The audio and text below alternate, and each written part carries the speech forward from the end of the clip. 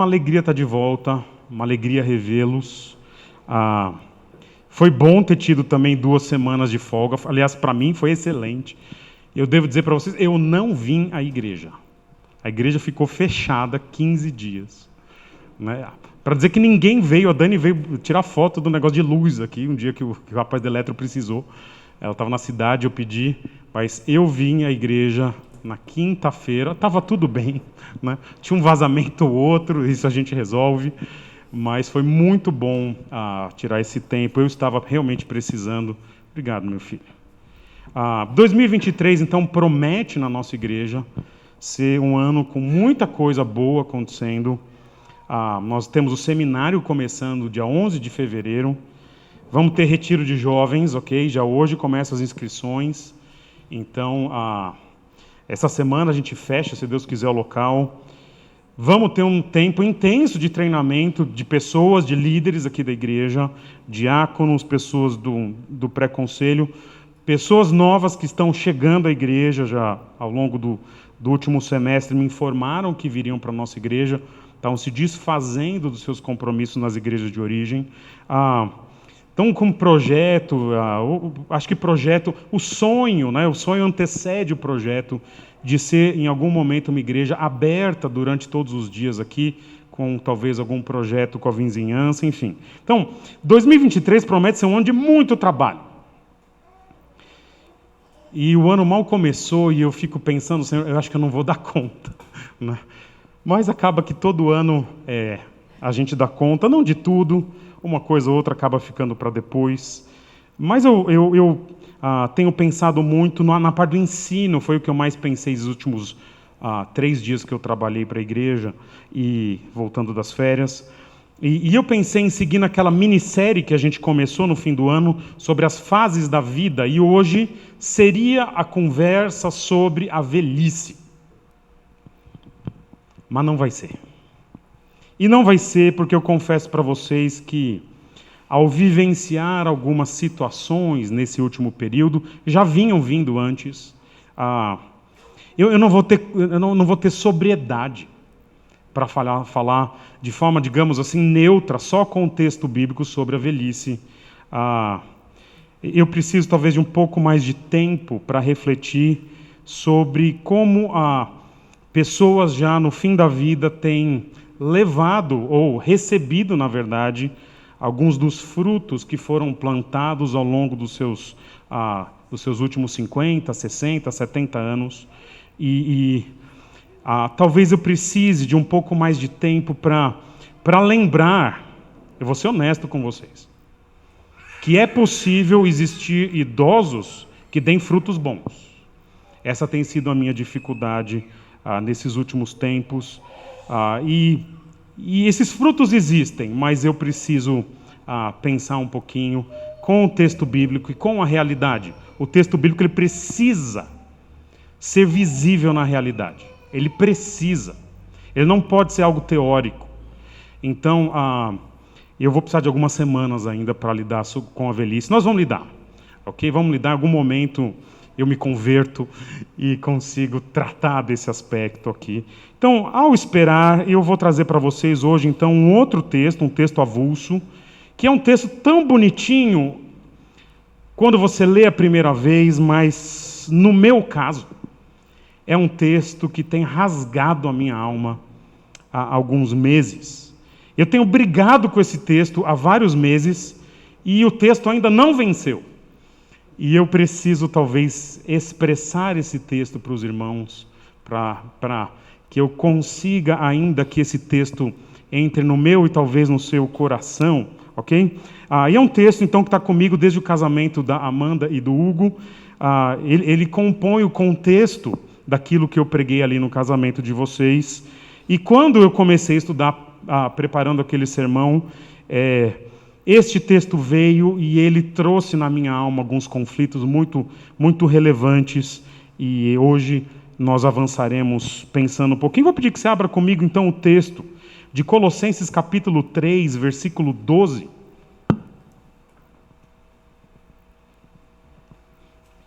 Colossenses 3, 12. E nós vamos falar hoje sobre nossa identidade. Nós vamos falar, olha aqui, olhem bem para essa foto, porque parece que vai mudar, né? Vai mudar, ou já mudou, não sei. Então é uma foto, já quase uma relíquia, né? Isso é o nosso RG. Hoje nós vamos discutir quem somos nós, a nossa identidade. E depois, em algum momento, semana que vem, enfim, nós vamos definir sobre, a partir de quem nós somos, o que nós fazemos. Então abra comigo Colossenses 3,12. Eu vou pedir que você deixe sua Bíblia aberta, porque eu só vou colocar para vocês o texto hoje, ok? Mas eu vou mencionar outros versículos da passagem, mas aí você vai ter que ler na sua Bíblia mesmo. Mas o texto de hoje está aí no quadro e diz assim: portanto, como povo escolhido de Deus, ou como está aí na versão, como escolhidos de Deus, eleitos de Deus, santos e amados. Aí ele diz: agora, revistam-se de profunda compaixão, bondade, humildade, mansidão e paciência. Portanto, como escolhidos de Deus, santos e amados. Eu só vou lidar com você, eu nem devia fazer isso homileticamente, a turma da homilética me perdoa, mas eu vou lidar só com a primeira parte desse versículo, só com, portanto, como escolhidos de Deus, santos e amados. Semana que vem a gente lida com o revistam-se de. Esse é o texto que nós vamos lidar hoje, e o tema vai ser quem somos nós. Esse texto está no livro de Colossenses. Você vai lembrar comigo, Colossenses é um livro naquele estilo clássico do apóstolo Paulo, que divide o livro em duas partes.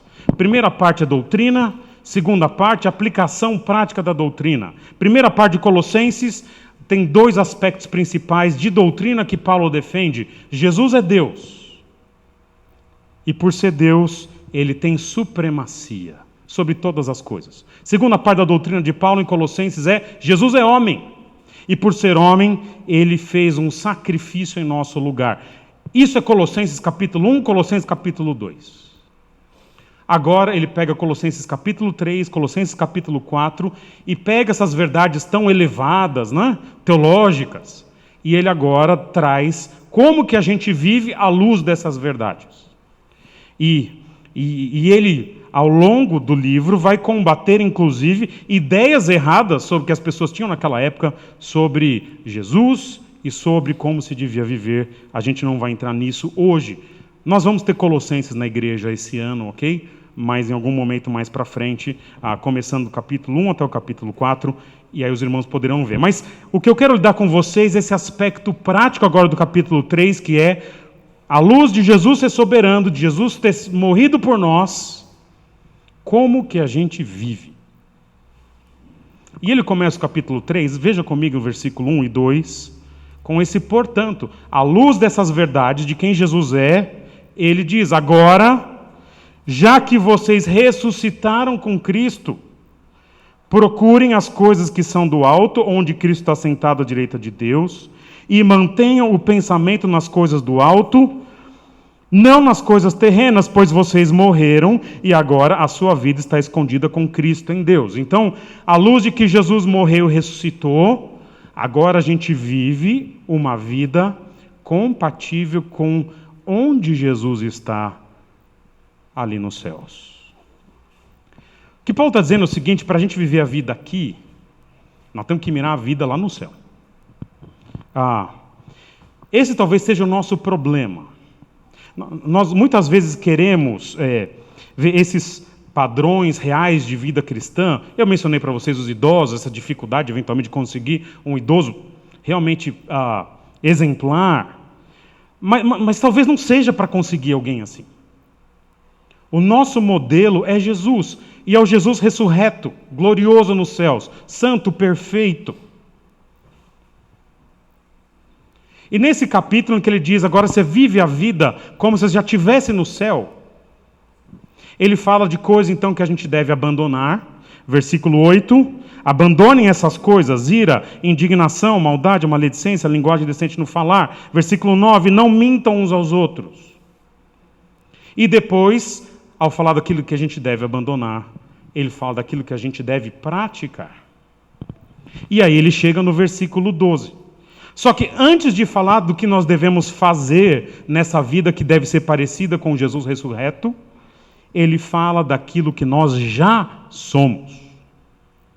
No versículo 12 ele começa dizendo, portanto, sendo assim, olha lá, escolhidos de Deus, santos e amados, aí sim ele vai falar o que a gente deve fazer. Revistam-se de profunda compaixão, bondade, humildade, mansidão, paciência. Então, Paulo está lembrando a gente o seguinte: antes de falar o que a gente deve fazer, a gente deve entender quem a gente é. A gente enfoca muito nessa questão de querer viver uma vida santa nas ações. Entrou um cachorro ali, 2 na verdade, né?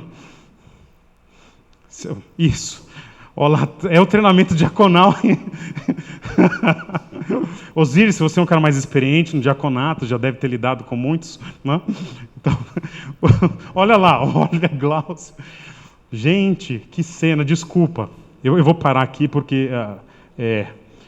já pensou se o cachorro entra aqui? Tudo bem, se fosse um pastor, a gente deixa, né? Ai, ai. Paulo está dizendo o seguinte: antes da gente pensar em fazer, a gente pensa muito que na santidade, que eu tenho que fazer algo. Tá certo.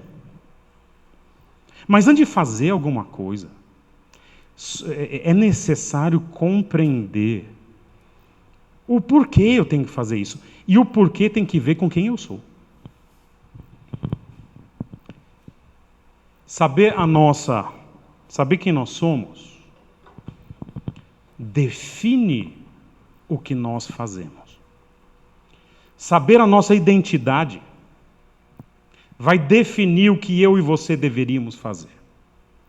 E o que eu quero trabalhar com vocês hoje é justamente essa identidade, que tem 3 aspectos nesse versículo. Há outros versículos que falam da nossa identidade. Há, por exemplo, Efésios capítulo 5, versículo 1, que ele diz: como filhos amados, vivam assim, assim, assado, ok? Falando da identidade de filho. Mas aqui ele diz, portanto, como ou por serem escolhidos de Deus, santos e amados. Aí ele vai falar o que a gente deve fazer. Deixa eu tomar uma aguinha aqui que eu estou precisando.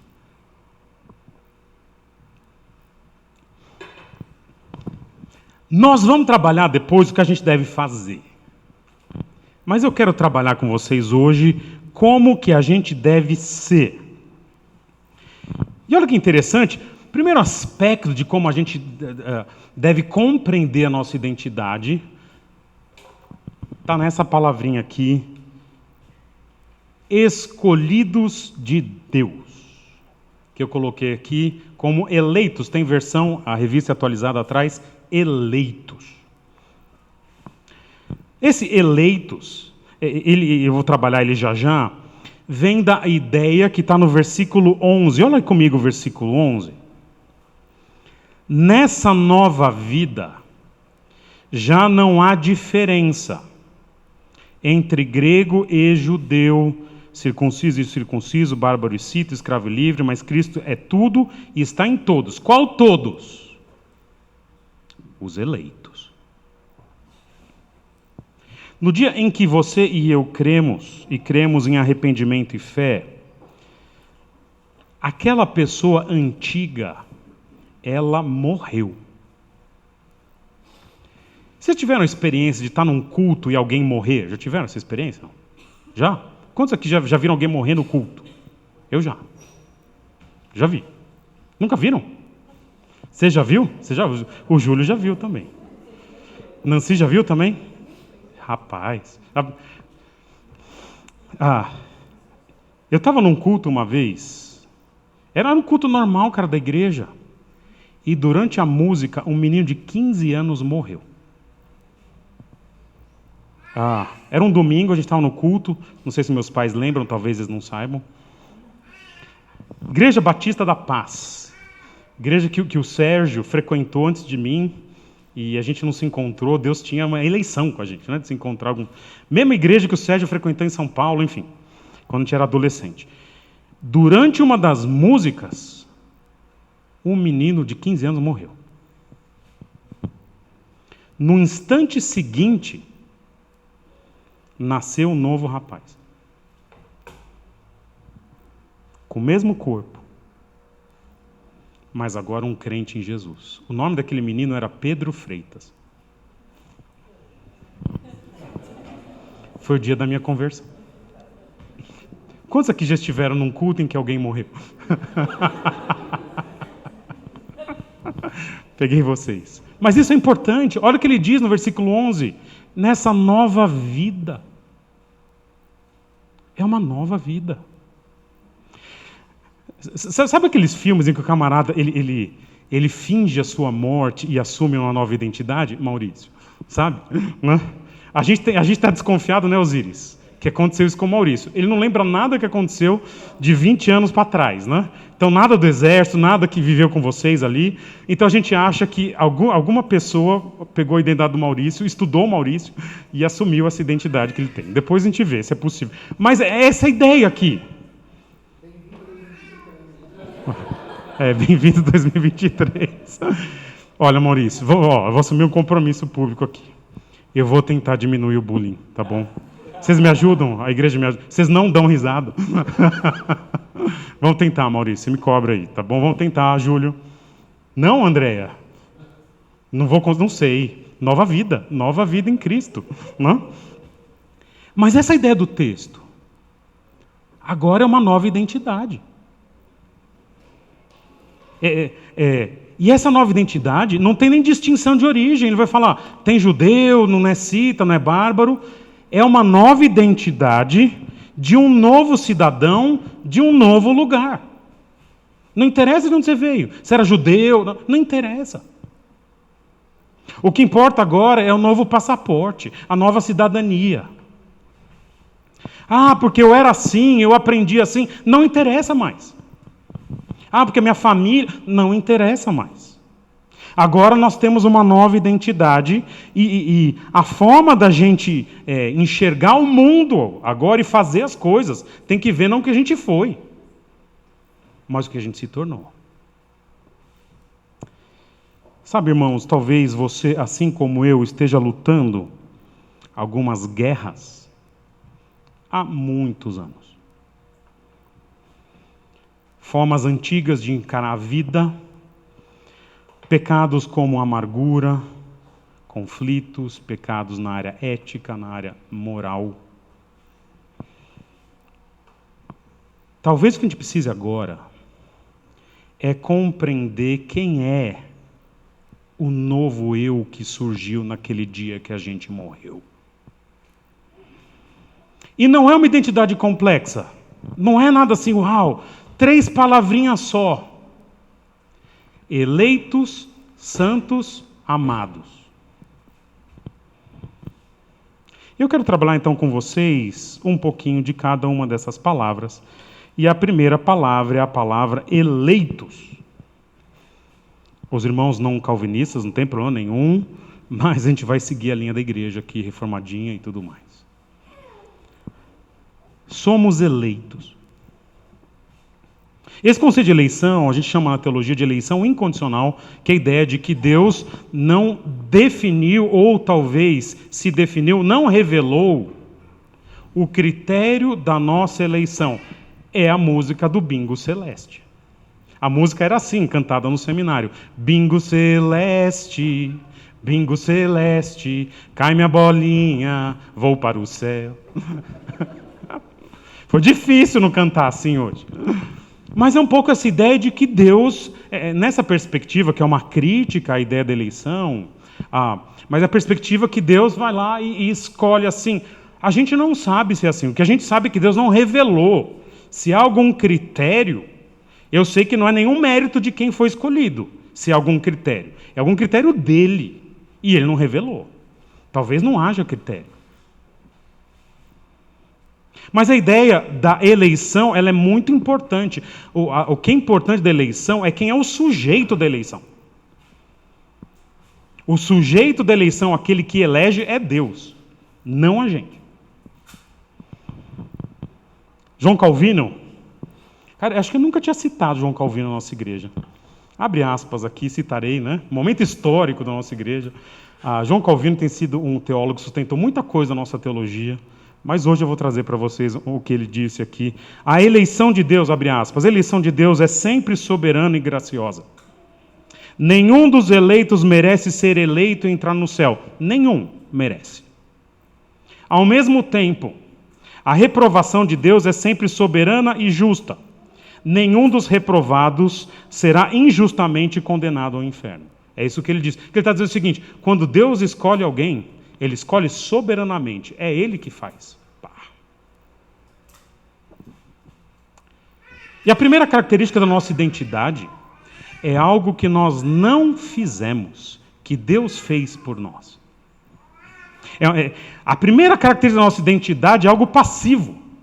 É claro que a gente responde depois, mas é Deus tirando a gente de onde estava, eleitos.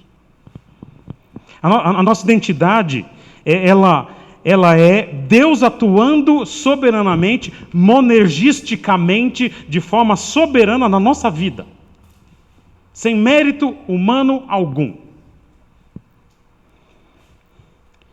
E nós não somos mais pessoas quaisquer, vivendo uma vida que ninguém se importa. Agora nós temos alguém que nos tirou soberanamente de onde a gente estava. Houve assim, em algum momento, se você é crente, está aqui, em algum momento houve na minha vida e na sua vida uma intervenção soberana, direta, divina, para nos tirar de quem nós éramos, de onde nós estávamos e nos colocar em outro lugar. Deus fez isso. Antes não tinha vida, agora tem vida. Deus veio e pá! Mudou a gente. Mudou a gente de estado, mudou a gente de lugar, de morte para vida, de perdição para salvação. E agora, se Ele fez isso, Ele tem o direito de comandar a nossa vida. Sabe aquele papo de a vida é minha e eu faço o que eu quiser? Não seria verdade nem para o não crente, mas para o crente é inviável isso. Esse eleitos nos coloca, a vida é dele, ele concedeu e ele faz o que ele quer. Vocês assistiram a final da Copa do Mundo? Assistiram? E aí, torceram para quem? Amém. Torcendo para o Messi. Para o Messi. Não para a Argentina. Para o Messi. Né? Cara, eu fiquei pensando na vida do Messi. Já ficou pensando na vida do Messi? O que você está fazendo? Estou pensando na vida do Messi. Né? Já pensaram? Cara, o Messi é um cara diferente, não é diferente? Talvez seja o maior jogador do mundo. Eu não vi o Pelé jogar. Pai, quem é melhor? Ok, mais alguém acha o Pelé? Não vou entrar nessa discussão aqui. Também acho o Pelé, mas eu não vi o Pelé jogar. Vi o Pelé jogar aquele jogo dos 50 anos e só. Cara, mas eu fiquei pensando no Messi. Cara, que jogão, hein? Messi mereceu, não mereceu? Desculpa os franceses de plantão. Olha que interessante. Não existe ninguém mais afortunado nessa vida do que o Messi. Não é verdade? Pensou, cara, quem que você quer ser quando você crescer? Eu quero ser o Messi. Só o Messi. Já pensaram nisso? Cara, é o melhor jogador da história, dos que estão vivos, com certeza. Dinheiro não vai ser problema até a 5ª geração, eu imagino. Não é? É até um cara bonitinho, tem uma família bonita, não é que nem esse jogador doido que é um cara correto. Eu quero ser amigo do Messi. Eu quero ser amigo do Messi. Já pensou? Meus amigos, o Messi, né? Messi tem tudo o que as pessoas desejariam. Não tem? Até onde eu sei, Lionel Messi não é crente. É crente. O que eu estou dizendo para você é o seguinte: se você é crente, pobre, perna de pau, não é? Com a vida, um monte de boleto para pagar, não é? Com essa carinha que Deus te deu, não é? Se você é crente, você é mais afortunado do que o Messi. Eleitos, escolhidos de Deus. Aqueles a quem Deus chama de filho. Filho! Eu me lembro de uma família que eles adotaram um menino e ao longo da criação daquele menino, havia briga entre os irmãos. Os irmãos não eram adotivos e aquele menino era adotivo. E eventualmente, às vezes, criança é cruel, né?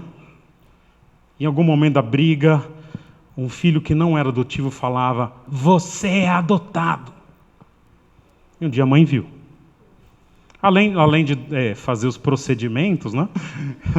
Justificáveis. E eu lembro que essa mãe falou o seguinte: quando falarem que você é adotivo, você pode falar para os seus irmãos o seguinte: a mim, a mamãe escolheu. Vocês, ela não teve escolha.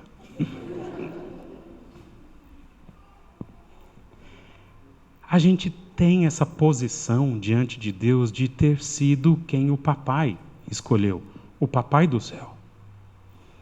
É um pouco assim, eu e você não somos mais qualquer pessoa. Cada pessoa, claro, é importante, o não crente é a imagem de Deus, mas nós somos filhos. E por ser filho, a gente não tem autonomia de viver como a gente quer. A gente foi tirado de onde a gente estava. E esse é o primeiro grande aspecto da nossa identidade. Fomos eleitos, somos eleitos, escolhidos por Deus, sem nenhum mérito nosso. Mas o texto segue, olha a segunda palavra que tem aí, olha, portanto, como povo escolhido de Deus, na versão como escolhidos de Deus, essa versão que eu coloquei aí está mais próximo, está no plural. Ele vai dizer agora santos. Não somos apenas eleitos, somos santos, separados por Deus. O que o texto está dizendo para mim e para você é o seguinte, isso é muito importante. O que eu vou falar para vocês já mudou minha vida uma vez, espero que mude de novo. Eu e você, conforme nós de fato nos convertemos, somos crentes, ouça com cuidado o que eu vou dizer, deixa eu completar depois tudo que eu tenho para dizer, mas nós não precisamos fazer nada neste momento para sermos considerados santos. Nós já somos santos. Na teologia funciona assim, a santidade ela tem 3 aspectos. Passado, presente e futuro. Aspecto passado, quando Deus chama alguém, a gente fala de santificação posicional. A posição era de inimigo para Deus, de Deus, agora se torna filho de Deus. Então a santificação eu era ímpio, agora eu sou santo. É a posição. A gente fala em teologia do aspecto do presente. Agora, apesar dessa posição, nós ainda estamos num processo de santificação que tem que ver com as nossas obras. E, finalmente, há o aspecto futuro, que é quando Deus nos chamar, ou quando Jesus voltar, a gente vai ser santo na sua plenitude. Não só na posição, mas também naquilo que a gente é e com a impossibilidade de pecar. Ok? Essa chamada santificação final. O que esse texto está falando é a santificação do passado, inicial. Vocês já são santos. Nós já somos santos. Eu acho que é interessante que a carta que Paulo mais fala que a igreja é santa é a carta de Paulo, a primeira carta de Paulo aos Coríntios, que é uma igreja que eu dou graças a Deus todos os dias que eu não pastoreio. Que é a pior igreja do Novo Testamento, a igreja de Corinto, e Paulo usa essa expressão, vocês são santos, 1 Coríntios 1:3, depois 1:7, depois 1:10, e vai usando essa expressão na carta toda, dizendo que mesmo o pior crente do mundo, ele é santo. 1 Coríntios 6:9-11, ele vai listar um monte de pecado, vocês eram assim, mentirosos, homossexuais, imorais, isso e aquilo lá. Tais foram alguns de vós, mas vocês foram lavados. Então, a ideia não interessa quem você foi, agora em Jesus a gente é santo. A Molly, lembra da Molly? Está viva, mas já está no bico do corvo, né? Caminha já mancando, né? Mas, de vez em quando acontece algo com a Molly, nossa cachorrinha de 70 quilos, que é muito interessante. A gente dá banho nela de vez em quando. Vai no pet shop, aqueles que aceitam, né, cachorros tamanho GG Extra Plus, né? Então, e ela volta, às vezes que ela foi no pet shop, ela volta com um cheirinho de bebê. Já viu? Cachorro que volta, né? Chega aquele São Bernardo, bochechudo, chega com lencinho, com... Como que chama aquilo? Strass, não é? Uns brinquinhos de borboleta. Chega com tiara, né? Sei lá, chega toda... Isso, toda emperequetada. Desceu do carro, você fala, nossa, é hoje que eu vou abraçar a Molly. Tira ela do carro, ela desce sozinha, né? Você não tem como tirar um São Bernardo de 70 quilos. Ela desce do carro, a primeira coisa que ela faz, ela sai do carro e rola na grama. Já viram isso? Ainda que tem grama, né? Se tivesse lama, ia ser na lama. Essa é a natureza da Molly. Pode estar com perfume desses assim, franceses. Primeira oportunidade, ela volta para a lama. Isso é não cristão. Mas nós não somos assim. Quando a gente passava as férias lá em Capim Branco, dona Ângela, megalópole de Capim Branco, em Minas Gerais, do lado de Matozinhos, perto de Sete Lagoas, é cidade de uma rua só, né? E literalmente uma rua só, que faz uma curvinha assim. E você fala, estou na fazenda, né? É assim. E eu me lembro que às vezes passava o dia inteiro brincando, andando a cavalo. Eu ainda vou ter o meu cavalo por causa dessa época que eu adorava andar a cavalo. Eu andava na fazenda, chegava em casa 5, 6 horas da tarde. O que fazia? Tomar banho. Brincava na rua também, nas férias, na rua em São Paulo, né? Chegava às 6 horas, vai tomar banho. E aí, só ilustrando aqui, Dona Ângela, seu Osmar, Pedro, já tomou banho. Agora não vai rolar na lama. Obrigado. Obrigado pela analogia, Simone. Obrigado. Isso.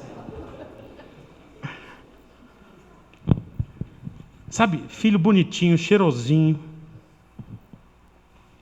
É assim que nós somos. Deus pegou a gente, tirou da lama, tirou do esgoto, deu um banho, deu perfuminho, lavou, sabe, banho de mangueira, né? Lavou tudo certinho. Agora ele fala, filho, não vai rolar na lama, tá limpo. Mas dá vontade de ir lá fora, não dá vontade? Poxa, eu brinquei o dia inteiro, lá era gostoso, né? Não, filho, agora você está limpo, você não vai rolar na grama. A nossa identidade agora, turma, é usar roupa limpa.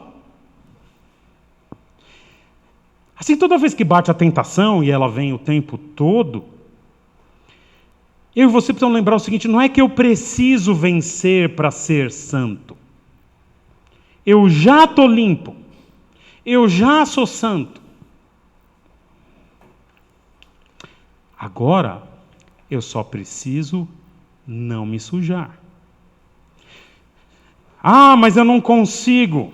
2 Pedro 1,3 diz o seguinte, o divino poder de Deus nos deu todas as coisas que necessitamos para a vida e para a piedade, por meio do pleno conhecimento daquele que nos chamou para a sua própria glória e virtude. Deus deu todas as coisas. Carlos Oswaldo dizia o seguinte, os alunos dele vão lembrar aqui comigo. Toda vez que eu digo, com respeito ao pecado, eu não consigo, pelo menos seja honesto e diga, eu não quero. Eu não consigo vencer. Seja honesto, diga, eu não quero vencer. Porque há recursos. As Escrituras, o Espírito Santo, a igreja. Pastor, estou tendo lutas. Eu também tenho. Vamos tentar juntos?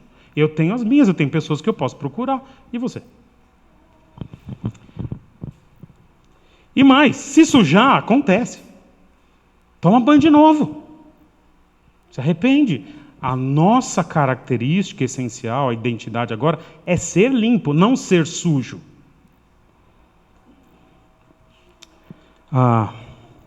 Sabe, irmãos, essa compreensão de que eu já sou santo, em determinado momento da minha vida, como eu mencionei para vocês há pouco, mudou muito a minha cabeça.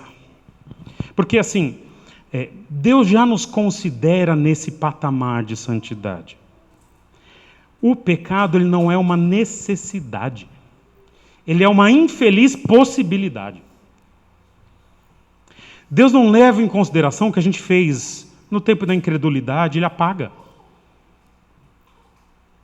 Mas Ele cobra de nós, que somos crentes, que a gente viva de acordo com a nossa identidade que Ele deu, com a roupinha nova, cheirosa que Ele deu. Por isso, turma, ser honesto, que a gente pode rejeitar as propostas desonestas, a gente pode controlar a língua, a gente pode resistir à sedução da imoralidade. É claro que é sabedoria para essas coisas, nem tudo se lida da mesma forma. Assim, quando você for tentado, a minha sugestão é que você lembre, eu já estou limpinho, eu não posso voltar para a lama. E esse é o segundo aspecto da nossa identidade, eu quero seguir aqui para o terceiro e último. Saber quem nós somos vai definir o que nós fazemos, o que nós podemos fazer, o que nós somos. Somos eleitos, escolhidos de Deus. Somos santos, já somos santos. E finalmente, uma palavra muito bonita que tem aí, somos amados. Amados. Objeto do amor especial de Deus. Portanto, como povo escolhido de Deus, santo e amado. E eu acho interessante que esse amados aqui, o apóstolo Paulo ele faz uma mudança. No jeito que ele escreve essa palavra aqui, ele deixa claro, não é só a palavra amados como um adjetivo que a gente tem, ele escreve assim, aqueles que são amados. Ele escreve tudo isso. Ele veio colocar só amados, estava bom. Mas aqui ele faz questão de enfatizar essa passividade, a voz passiva. Eles são amados. Eu os estou amando o tempo todo. Muito das nossas lutas e tentações e dificuldades na vida, especialmente nos relacionamentos, vem da ideia de que a gente quer ser amado ou reconhecido. Casamento, marido e esposa gostariam de ser amados do jeito que consideram melhor. Filhos querem a atenção dos pais. Pais querem o respeito, que é uma forma de amor, dos filhos. No trabalho, você gostaria de ser reconhecido pela sua dedicação, competência. Na igreja, né? Quanto ciúminho tem quando alguém não é reconhecido, né? Mas olha o que o texto está dizendo. Nós já somos amados. Nós não precisamos de nenhum amor adicional. Um aspecto essencial da nossa identidade é que nós já somos objeto passivo, inclusive, do amor de Deus. Ou seja, não preciso fazer nada para ser amado. Já sou amado. Fui amado quando fui salvo. Nós não precisamos conquistar o amor de Deus. Eu sempre brinco com vocês que na minha juventude, para aumentar as chances, né, de alguma moça olhar para mim, eu aprendi a tocar guitarra, né? Não é isso, Ademir? Osíris? Né? Então, ok. Talvez algum afortunado aqui tenha conseguido, mas normalmente, de alguma forma, né, o camarada, um fica fortinho, o outro é inteligente, né? O outro é só sortudo mesmo, enfim. Depois que a gente casa, a gente às vezes perde um pouco esse ímpeto de querer conquistar, porque me parece que às vezes o relacionamento está garantido. Eu parei de estudar guitarra. Isso não é de todo ruim na ilustração, talvez seja ruim para o casamento, mas na ilustração é mais ou menos isso. A gente não precisa de subterfúgios agora para receber o amor de Deus, porque Ele já deu. Ele deu o Filho dele. Todo mundo aqui compreende essa sensação que eu estou falando? Talvez só os mais novos que vão compreender algum dia. Quando você está querendo namorar a moça e ela dá aquele sinal de que vai acontecer. Eu me lembro desse dia em que, conversando, eu falei, opa, vai rolar, vai dar certo. Eu me lembro onde a gente estava, eu me lembro. Você não lembra? Eu lembro, Maurício.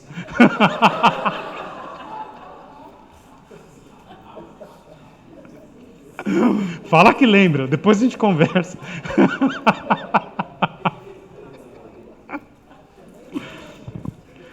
Mas é essa sensação de que você vai dormir e fala, ela me ama. É essa sensação que o texto quer provocar. Está tudo em paz. Deus me ama. O Criador de tudo, o Criador do universo, Ele nos ama. Ele reparou em nós, não sei porquê, e fez a gente filho dele. E o que o texto está dizendo é que cada crente tem alguém. Nenhum crente pode acusar a Deus de abandono ou solidão. Deus está lá, pode talvez acusar os outros, mas Deus não. Nós já fomos aceitos por Deus. É que muitas vezes eu e você achamos que Deus é um estraga-prazer, sabe? Especialmente quando a gente sofre. E eu sempre fico pensando, a pior dor de alguém talvez seja perder um filho. E vivendo a vida, eu acho que é a pior dor. Pela antinaturalidade, pelas esperanças que a gente coloca nos filhos. Mas há outros que falam, perdi meu pai, perdi o cônjuge. Mas no meio de luta com a ideia, quando vem essas angústias, de que talvez Deus não nos ame para valer. Como se o amor de Deus fosse um salvo-conduto para tudo e bem na vida. Não é. É um amor de uma natureza eterna, mas ele tem aspectos temporais de infligir dor, como a gente faz com os nossos filhos, às vezes. Por amor a eles têm que passar por algumas situações. A Bíblia fala, por exemplo, de quando a gente peca, Tiago capítulo 4, versículo 5, vai falar que o Espírito sente ciúmes. O ciúme exagerado, né, ele é errado, mas há um aspecto do ciúme que é santo. É Deus pensando assim, como que você pode, tendo eu como aquele que te ama, flertar com essas coisas aqui? Como? Deus sente isso. Como assim? Você está buscando isso? Eu deveria ser seu amor, porque eu te amo. A gente teve a temporada dos casamentos ano passado, vamos abrir depois desse ano, né? Mas um momento muito interessante do casamento é quando a noiva chega na cerimônia. Já observaram? Quando a noiva chega, é um momento especial, não é? Observem para quem os fotógrafos apontam a câmera quando a noiva chega. Para quem que eles apontam a câmera? Para o noivo. Não é para o noivo? Tem a foto de vocês, Amanda? Do Guinho? Né? Porque eles miram... Você imagina o camarada fazer assim? Ia ser estranho, né? Porque aquele momento... Não faça isso. Não faça... Sugestão para manter o casamento.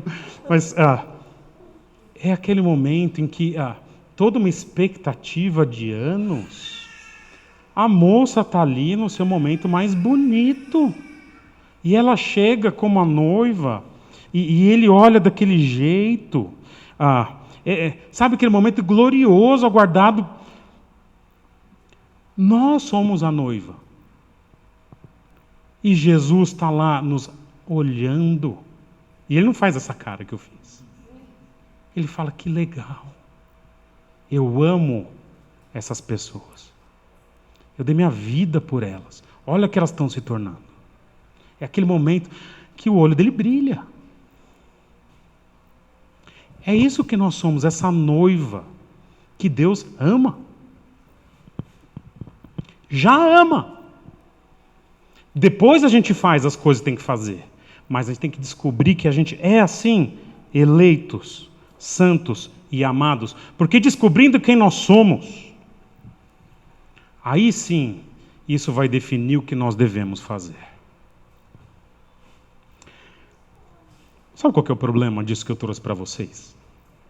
Há um texto em Tiago, capítulo 1, versículo 23, que é uma ilustração meio esquisita de Tiago, que ele diz: existem pessoas que elas se olham no espelho e logo esquecem a sua imagem. É um texto meio estranho, um dia a gente trata esse texto, não tem que ver com isso que eu falei aqui, mas eu quero enfocar essa ideia de que alguém olha no espelho e de repente esquece a sua imagem. Sabe qual que é o nosso problema na nossa identidade? Todos os dias, eu e você esquecemos quem nós somos, eleitos, santos e amados. E é por isso que a gente cai todos os dias. Não quero dizer que se você lembrar, você talvez não peque todos os dias, mas vai ajudar. Voltando ontem de Campinas, tocou na nossa playlist de MPB cristã uma música da Amanda Rodrigues, e a música chama Todo Dia. Já tinha ouvido essa música algumas vezes, uma vez caminhando, e essa música... Eu falei, filha, anota aí o nome, eu preciso falar dessa música amanhã. A música diz assim: custa tanto para me achar, é tão fácil me perder, custa tanto confiar, é tão fácil perguntar por quê. Aí o refrão diz assim: eu preciso todo dia. Preciso todo dia. Já ouviram essa música? Não. Preciso todo dia me lembrar de quem eu sou. Eu preciso todo dia morrer para quem de fato eu não sou. Aí ela repete: eu preciso todo dia acreditar em quem tu dizes que eu sou. Eu preciso todo dia renascer para o teu amor. Quero terminar falando uma coisa. Você sabe que é um mantra? Sabe o que é um mantra? Mantra é uma coisa do budismo, é quase uma música de worship, não? É uma coisa que se repete. É uma coisa que se repete várias e várias vezes, né? Mas tem o seu valor, ok? É de outra religião, worship tem o seu valor, que é pegar algum conceito e repetir até que a gente aprenda. Faz isso. Eu vou fazer também. Assim, eu tenho feito, não nessa parte do versículo, eu estava em outra, mas de setembro para cá, o que eu tenho feito é com esse versículo. Eu estou brigando com ele até hoje. Mas faz isso. Todo dia, eu sou um eleito. Eu sou um santo. E eu sou amado por Deus. Faz isso essa semana. Lembra desses conceitos que a gente conversou aqui. E semana que vem a gente conversa como deve ser a nossa conduta a partir daquilo que nós já somos. Vamos orar. Senhor, obrigado por nos dar uma identidade que não é complexa, mas que é real. Quem nós somos, Senhor? Somos os teus filhos eleitos. O Senhor olhou para nós um dia e nos tirou da lama e da escuridão. Somos teus filhos santos, lavados, remidos, santificados pelo Senhor. E somos os teus filhos amados, aqueles por quem Jesus morreu. E, Senhor, o meu pedido é que esses conceitos tão fundamentais marquem a minha semana e a semana dos meus irmãos, e que, de alguma forma, isso penetre no fundo da nossa alma. Esse é o meu pedido e gratidão, em nome de Jesus. Amém.